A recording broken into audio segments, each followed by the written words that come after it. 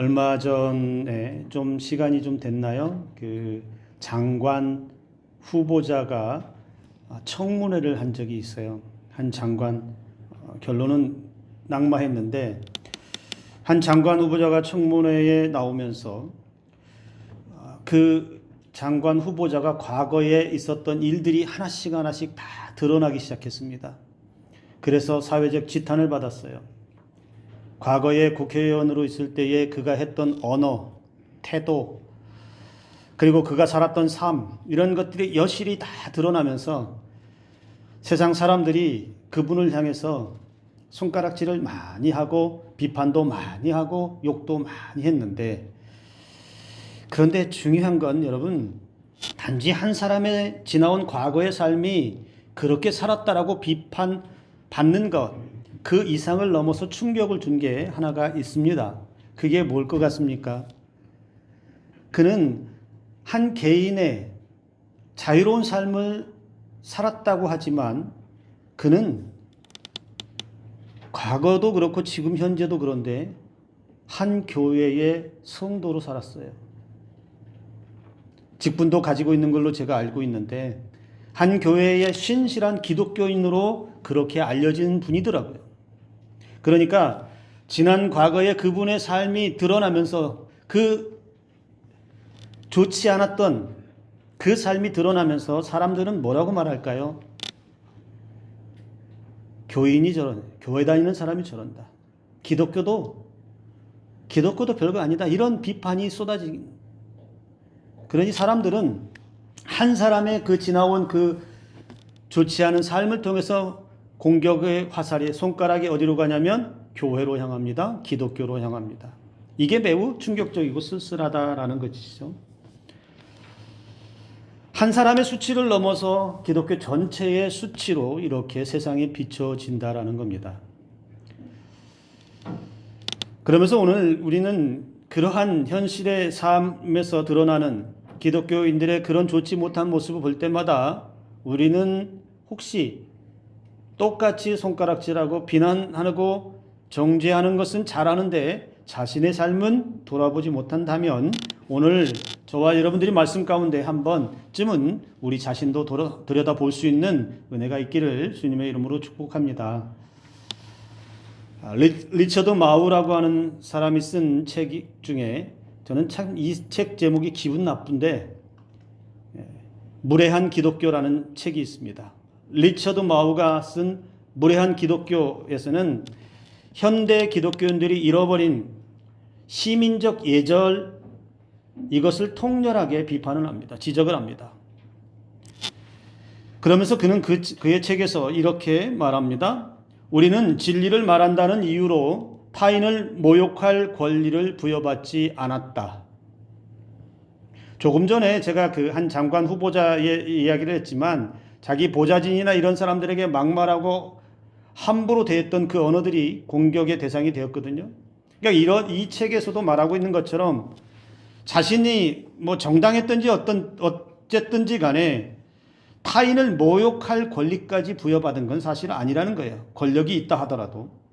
그리고 신앙인이라 하더라도 내가 신앙이 있다고 해서 그 신앙의 영적 우월감 때문에 다른 사람에게 함부로 대할 권리도 없다라는 것이죠. 복음을 수호한다는 명분 가지고 그리고 내가 공의롭고 정의롭다라고 하는 그 명분 아래서 타인에 대해서 또 세상에 대해서 공격적인 언사라든지 해서는 안 되는 무리한 태도를 보인다든지 그러면 그것이 오히려 예수 그리스도의 복음을 막는 예수 그리스도의 복음을 해치는 결과를 가져온다는 겁니다. 그렇게 한 사람의 무례한 행동과 삶은 결국은 기독교는 무례하다 이렇게 낙인 찍히는 결과를 가져오게 된다는 겁니다. 리처드 마우는 그 책에서 기독교적 품위라고 하는 개념을 설명을 합니다. 이것은 단순히 어떤 예의, 예절 이것을 잘 지켜야 된다라고 하는 그런 의미를 벗어나서 상대방을 하나님의 형상으로 존중하는 것, 그리고 겸손한 마음과 상대방의 말을 진지하게 경청하는 태도까지 전부 다 포함합니다. 기독교인들이 다른 종교나 사람들, 또 세속사회와 대화할 때, 세상과 대화할 때, 세상 속에서 살아갈 때 어떤 태도가 필요한지를 말하고 있습니다. 그래서 이 책에서는 신앙을 가진 사람들의 언어와 행동 속에서 그리스도의 사랑과 품격이 드러나야 한다, 이것을 가르쳐 줍니다.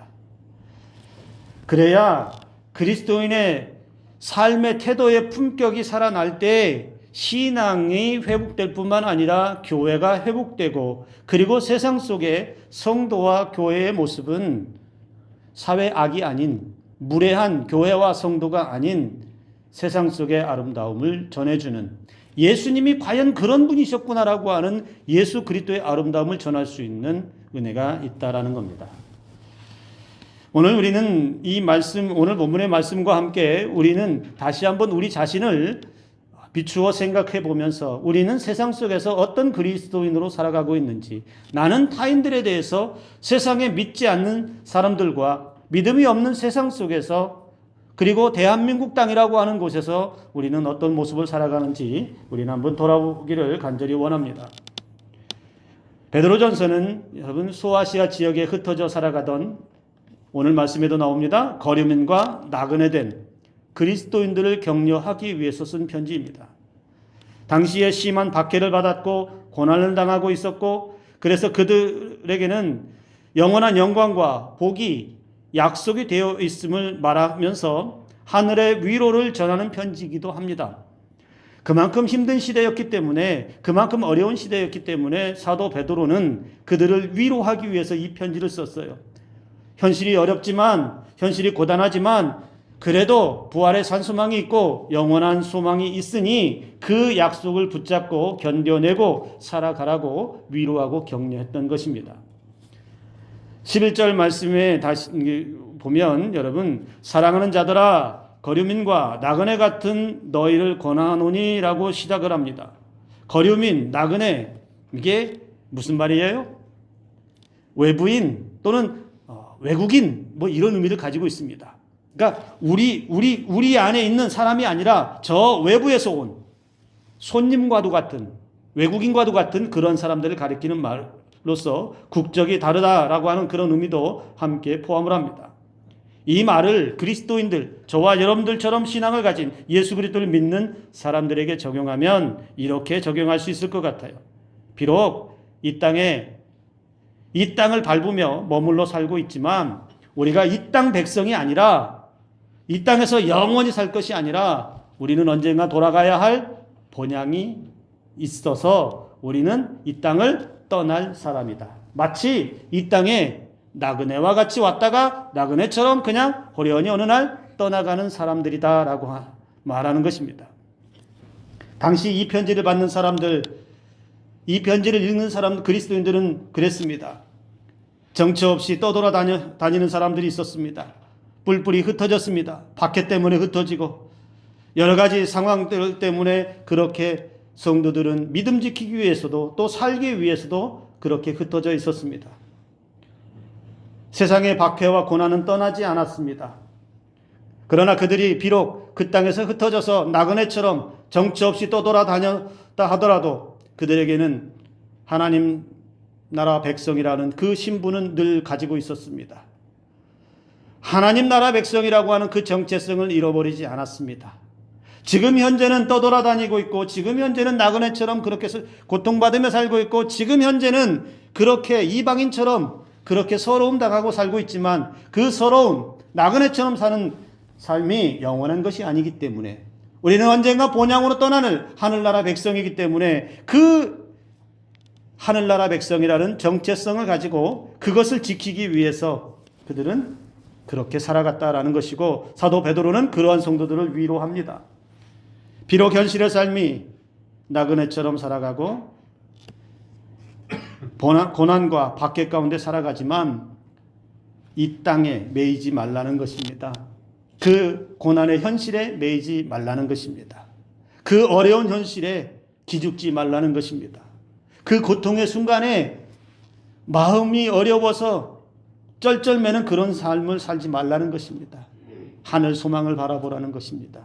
하늘나라 소망을 바라보고 부활의 산 소망이 있으니 그 부활의 산 소망을 바라보며 살아가라고 그렇게 가르쳐 줍니다. 여러분, 믿음의 성도들이 현실의 삶에서 그렇게 고단한데, 그렇게 어려운데 이겨낼 수 있고 견뎌낼 수 있는 힘이 어디에서 오겠습니까? 눈앞의 현실이 아무리 둘러보아도 해결의 기미가 보이지 않고 삶이 나아질 기미가 보이지 않는 그런 현실에 살아갈 때 성도들이 어디에서 힘을 얻을 수 있겠습니까? 이 고난이 곧 끝난다. 이 고난이 영원한 것이 아니라 그 고난 뒤에 하나님의 은혜가 반드시 온다. 우리를 반드시 하나님께서 은혜 주셔서 회복시키신다. 그런데 회복시키실 그 은혜는 잠깐 있다가 사라지는 것이 아니라 하나님께서 회복하실 은혜는 영원한 은혜다. 이 세상에서는, 이 땅에서는 받을 수 없는 영원한 은혜라고 하는 그 약속의 말씀이 초대교회에 그렇게 흩어져 있는 나그네와 같은 사람들에게 큰 위로가 되었고 소망이 되었다라는 것입니다. 그런데 사도 베드로는 그렇게 위로를 받고 살아가는 그 백성들, 그리스도인들에게 중요한 것을 또 가르쳐 줍니다. 그러면 그렇게 어려우니까, 그렇게 힘드니까 하늘의 약속이 있으니, 부활의 산소망이 있으니, 그러면 세상 등지고, 야, 세상 나가면 타락했고 세상에 나가면 안 믿는 불신자들이 더 많으니 그 속에 섞이지도 말고 말도 하지 말고 그들과 상종하지도 말고, 세상의 악한 로마 권력의 황제 숭배라든지 이런 부당한 권력이 있으니 그 권력 앞에도 무릎 꿇지 않기 위해서 세상을 등져라. 이렇게 말하지 않는다는 거예요. 아무리 정체성이 하늘에 있고 하늘나라 백성이고 아무리 거룩한 하나님의 은혜 아래서 살고 부활의 산 소망이 있다 하더라도, 그래도 우리가 이 땅을 밟고 나그네처럼 살아가는 사람이라 할지라도 그 나그네와 같은 삶도 충분히 하나님의 은혜가 있어야 된다. 충분히 이 땅에서 살아가는 그리스도인이라면 그 삶이 세상 사람들보다 더 선해야 하고 더 정직해야 하고 세상 권세 앞에서도 그리스도인다운 그 모습을 잃어버리면 안 된다. 이것을 사도 베드로가 가르쳐 주고 있습니다. 여러분, 우리도 사실 나그네와 같은 삶을 살지요. 이 땅에서 천년만년 영원히 살 사람 아무도 없습니다. 저도 마찬가지이고 여러분도 그렇습니다. 내 의지대로 이 땅에 온 사람도 없습니다. 어느 날 호련히 나그네처럼 이 땅에 와서 우리는 우리에게 주어진 생명의 시간 동안에 나그네와 같은 삶을 살다가 호련히 떠나가게 되어 있습니다. 그러나 제한된 나그네와 같은 삶을 살아도요, 여러분, 적어도 욕먹는 나그네가 되지는 말아야 합니다. 세상에서 욕먹고 비판받고 조롱당하는 그런 나그네는 되지 말아야 합니다. 한국 교회와 성도들이 세상의 비난과 지탄의 대상이 되었다라고 오래전부터 말합니다. 물론 밑도 끝도 없이 교회와 성도들을 향해서 비난하고 조롱하고 혐오하는 그런 세력들도 많이 있습니다. 아무런 이유 없이 교회라는 이유만으로, 성도라는 이유만으로, 기독교라는 이유만으로 박해하고 그렇게 어려움을 혐오하는 사람들도 많습니다. 그러나 상당히 많은 대부분의 비난과 조롱과 혐오의 원인은 어디에서 올까요? 그리스도인들의 온전하지 못한 삶과 신앙 때문에 일어나는 경우가 훨씬 더 많습니다. 사람들이 무조건적으로 이유 없이 공격하는 것도 있지만 그리스도인들의 모습을 보니, 교회의 모습을 보니, 세상에 안 믿는 사람보다 더 못한 그 모습을 보니 교회를 향해서, 성도를 향해서 예수님의 가르침을 받는 사람들이 저 모양이냐고 그렇게 비판하는 것이죠. 조금 더 나아야 하는데, 조금 더 선해야 하는데, 조금 더 겸손함도 있고, 조금 더 온유함도 있고, 조금 더 배려함도 있고, 타인에 대해서, 세상에 대해서 그렇게 넉넉함들이 좀 있어야 되는데 그렇지 못한 교회와 성도들을 보면 사람들이 그런 곳에 비판하고 조롱하고 교회도 별거 아니다라는 이야기를 합니다. 여러분, 제가 듣는 말 중에 저한테는 그런 말을 하는 사람은 없는데 제일 가슴 아픈 말이 이겁니다. 다른 사람들에게 이런 말을 하는 분이 있는 것 같아요. 특히 코로나 이후에. 너 아직도 교회 다니냐? 어떻게 들리세요, 여러분? 너 아직도 교회 다니냐?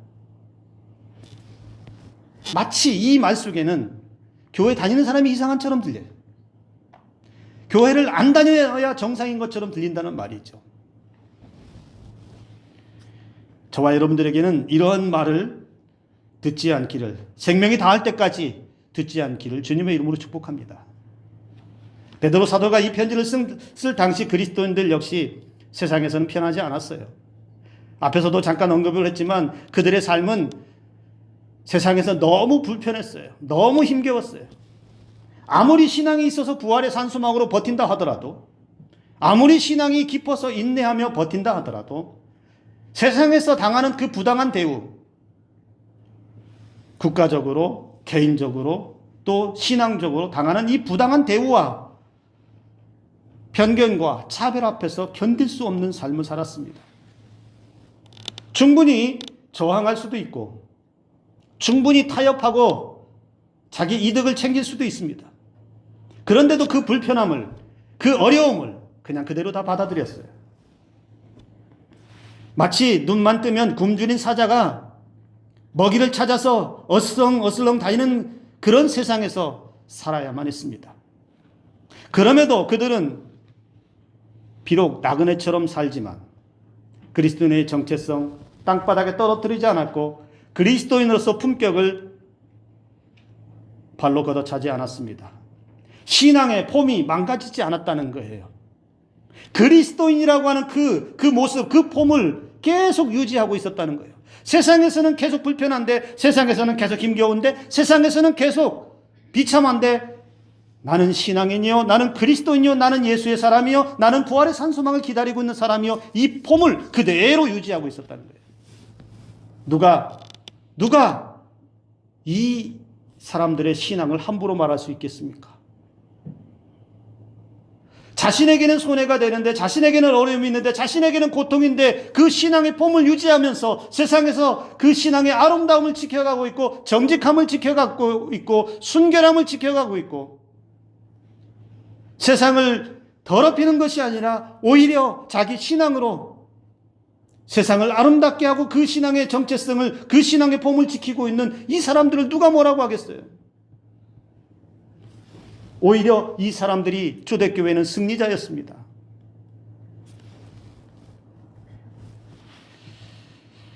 여러분, 그 유명한 관광지에 여행을 가다 보면 여러분 유명한 관광지들, 사람 많이 몰리는 관광지들 있잖아요. 이런 데 가면 간혹 그 여행지 관광지에서 불쾌하게 하는 사람들이 있습니까? 없습니까? 야, 저 사람 왜 저래? 많은 사람들이 보고 즐기고 하는 그 과정에서 유독 눈에 튀는 행동을 하는 사람들이 있는데, 그냥 튀는 것이 개인적인 어떤 성향이 아니라 해서는 안 될 일들로 그런 튀는 사람들이 있어요. 아름다운 관광지를 자기 마음대로 훼손하고 망가뜨리고 쓰레기도 함부로 버리고 소음, 시끄럽게 소음 공해를 일으켜서 다른 사람들을, 여행객들을 불쾌하게 하는 일들이 얼마나 많아요. 여행지 같은 데 가면 들어가지 마세요 하면 어김없이 다 들어가서 길을 내놓고, 하지 말라고 하는 것들은 이상하게 골라서 하는 사람들이 왜 이렇게 있을까요?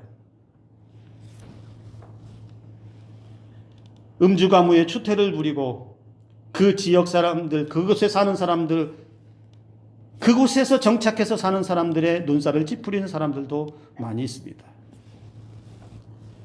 여행지에 여행 가면 그런 생각을 하는 걸까요?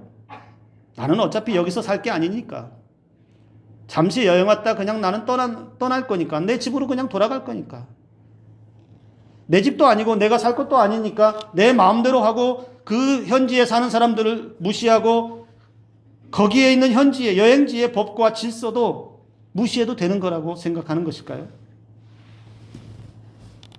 뉴스 같은 데 보면 여러분 어느 지역에서 어느 나라에서 어느 교회에서 그런 일을 했다라고 보도가 나오면 어떤 일이 벌어져요? 그 나라 사람들 못 쓰겠네.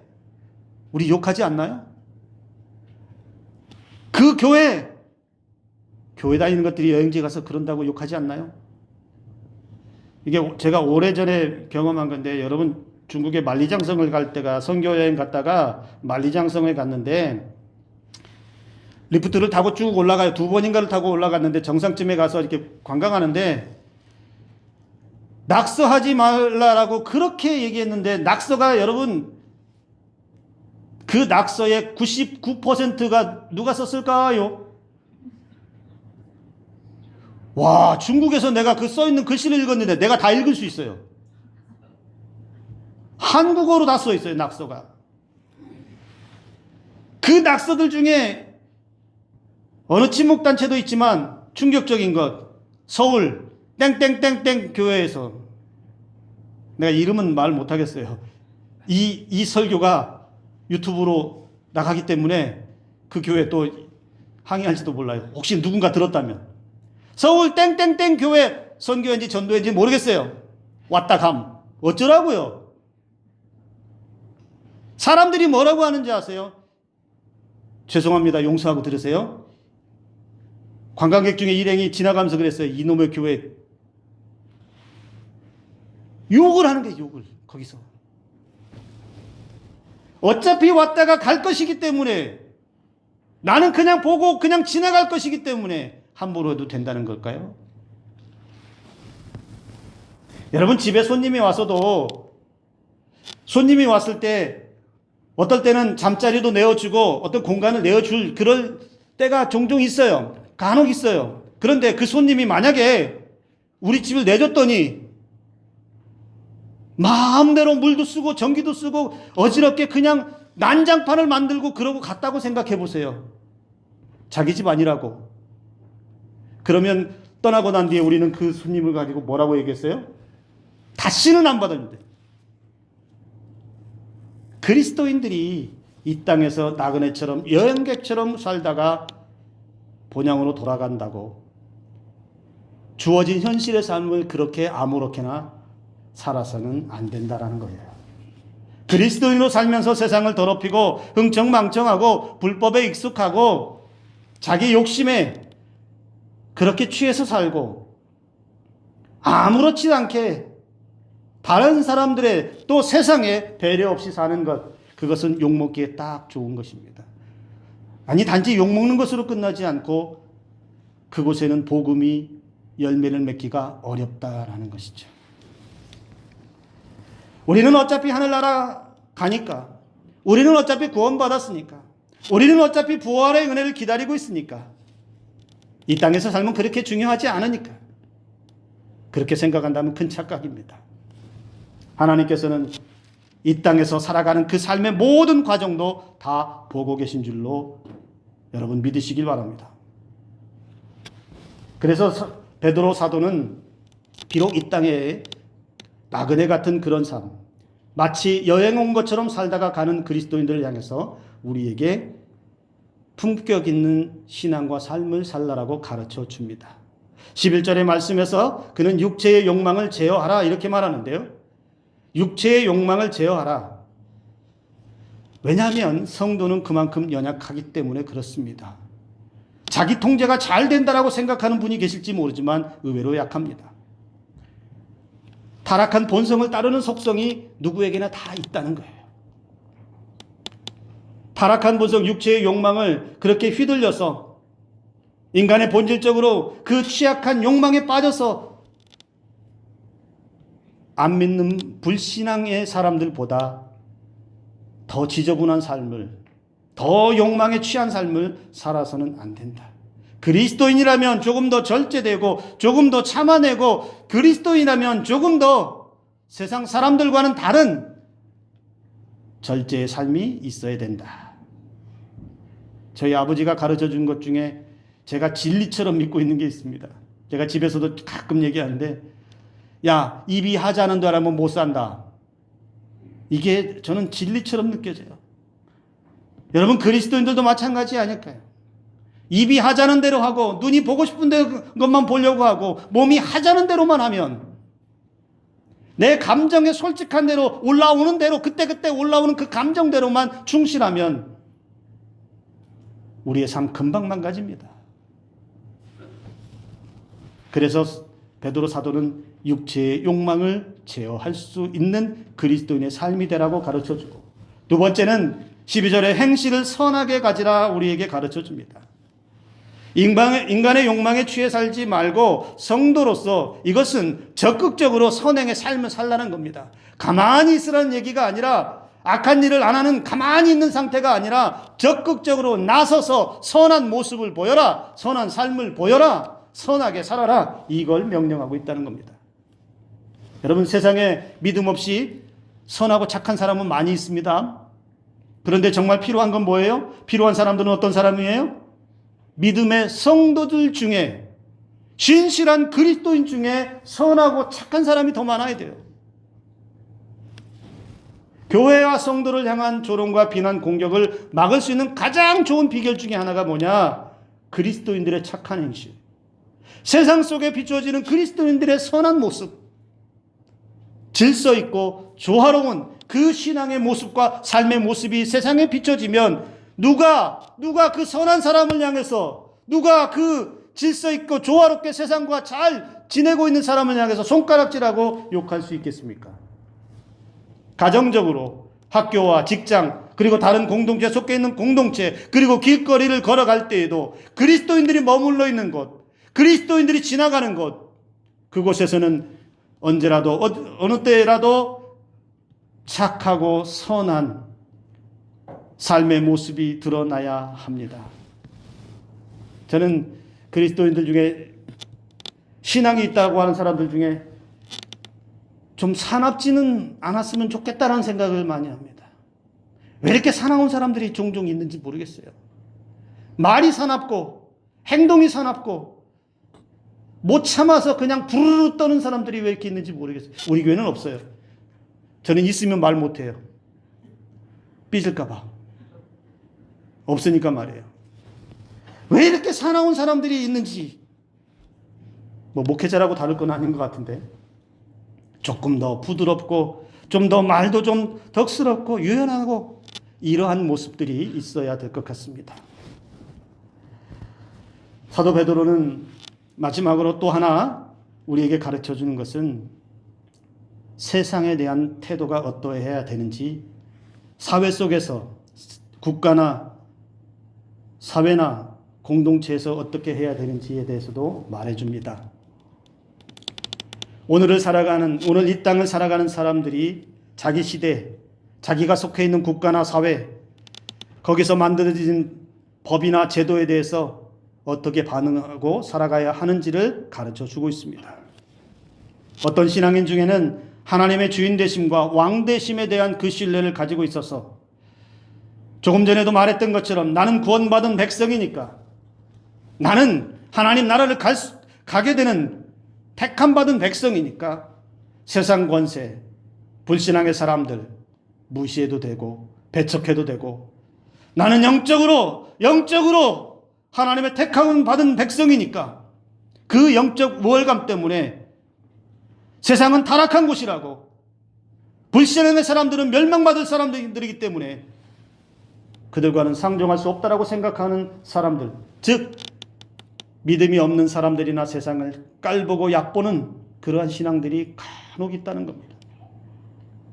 하나님의 법을 따르고 있으니 세상의 법을 무시해도 된다고 착각하는 사람들이 있습니다. 하나님의 법을 나는 잘 지키니까 그걸로 나는 됐어라고 생각하는데, 여러분, 하나님의 법도 잘 지켜야 합니다. 그러나 여러분, 우리가 속해 있는 공동체의 법과 질서도 잘 지켜야 돼요. 이게 사도 베드로가 우리에게 가르쳐 주는 교훈입니다. 예전에 제가 봤던 그 충격적인 몇 번 얘기했던 것 같은데, 세금 체납하는 그런 프로에서 세금 추적하는 프로 보면 거기에는 왜 이렇게 기독교인들이 잘 나오는지 모르겠어요. 수억씩, 수십억씩 세금 체납하면서도 집에서 현금 따발이 걸리면 되게 충격받았던 게 그 멘트예요. 그 소리예요. 이건 하나님께 드릴 거예요. 사랑하는 성도 여러분, 하나님께 드릴 것은 있는데 세금 낼 게 없다고요? 하나님께 드리는 것은 믿음의 정성을 다해서 준비했는데 세상의 제도의 세금 제도는 거부한다고요? 마치 바리새인들과 유대 종교 지도자들이 하나님께 예물을 드렸다면 부모로 섬기지 않아도 된다라고 했던 고르반과 같은 거예요. 매우 악한 거예요. 세상의 제도를 위해서 사도 바울은 뭐라고 말합니까? 12절에 주를 위하여, 13절에 주를 위하여 순종을, 하나님을 두려워하며 왕을 존대하라 이렇게 말합니다. 성도들은 예수 그리스도께 순종하는 사람이기 때문에 사회 제도도 잘 따라야 한다 이렇게 말합니다. 달리 말하면 예수님을 가르침을 받는 사람들, 가르침대로 순종하며 사는 사람들은 세상의 질서를 어지럽히는 사람들이 아니라 세상의 질서를 더 조화롭게 만들어가고 더 아름답게 만들어가고 더 덕이 되게 만들어가서 세상의 아름다움을 전하는 사람들이라는 겁니다. 13절에 그 왕은 당시 로마 황제를 가리켜요. 여러분, 그렇다고 해서 오해하지 말아야 되는 건, 그러면 그 황제 숭배와 같은 것 이런 거 막 하라는 얘기가 아닌지, 황제 숭배라든지 주님 뜻에 맞지 않는 일들 무조건 따라야 된다는 그런 의미로 말하는 게 아니에요. 그리스도인들이라고 해서 세상과 동떨어져 사는 사람들이 아닙니다. 세상 속에 살아갑니다. 세상의 권력과도 함께 살아갑니다. 믿음이 없는 불신앙의 사람들과도 함께 어울려 살아갑니다. 그 속에서 따라야 할 것 따라야 하고, 그 질서에 순응할 건 순응하고, 그 권력에 순응할 건 순응하면서 세상을 아름답게 그리스도인의 신앙으로 비추어 내야 한다는 것이죠. 교인들, 성도들이 머문 자리, 지나간 자리, 살아가는 삶의 자리, 그리고 나라가 더럽고 시끄럽고 혼란스럽고 사회 악이 되면 세상은 더욱 더러워지고 악취가 나는 세상이 될 것입니다. 그러나 아무리 어두운 세상이라도 어느 곳에서라도 그곳에서 예수 그리스도의 빛을 비추고 신앙인의 선한 삶을 나타내고 배려와 용서와 함께 어울리는 조화로운 이러한 질서에 순응하는 그리스도인들이 있다면 세상은 다시 밝아지고 교회와 성도는 다시 세상에 소망을 줄 것입니다. 세상은 믿음이 없는 곳, 타락한 세상에서는 어두움이겠지만 여러분, 교회와 성도가 마치 오염되지 않은 청정지역과 같은 곳이 되어야 합니다.